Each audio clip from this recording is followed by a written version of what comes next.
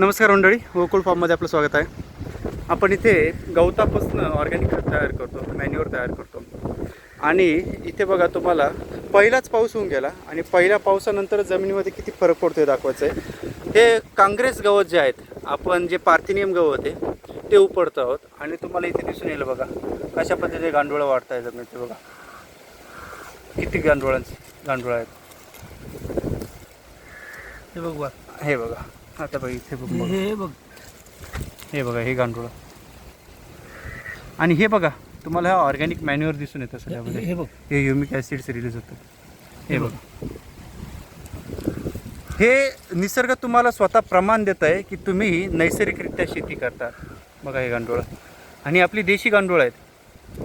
हे बघा किती ऑर्गॅनिक गांडोळं वाढत आहेत. म्हणजे आपण ज्याला शिदोड म्हणतो, बरोबर का नाही.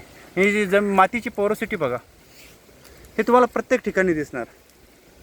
जिथे जिथे आता आपण ते पार्थिनियम वाढू नये, पार्थिनियम वाढून पुन्हा त्याचं इथे मल्चिंग करतो आपण, तिथेच टाकतो झाडांखाली. म्हणजे ज्याचं छान पद्धतीने ऑर्गॅनिक मॅन्युअर तयार होईल, बरोबर की नाही. आणि आपल्याला इथे पुन्हा मशागत करून घ्यायची आणि इथे पण आता आपल्याला लागवड करायची आहे. हां, आपला घरासमोरच्या परसबागेचा आपण भाग तयार करतो आहोत, बरोबर की नाही. सो बघा, हे काढून तिथे टाकतो आपण. तर हे असं तुम्हाला निसर्ग संकेत देतो आहे की बाबा, तुम्ही योग्य दिशेने चालला आहेत. तुमच्या जमिनीत कोणत्याही प्रकारचं तुम्ही रासायनिक कीटकनाशक, बुरशीनाशक, तणनाशक वगैरे वापरत नाही.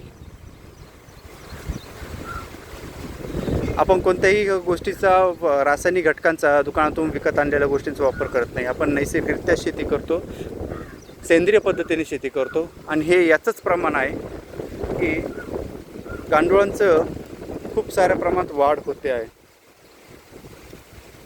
धन्यवाद.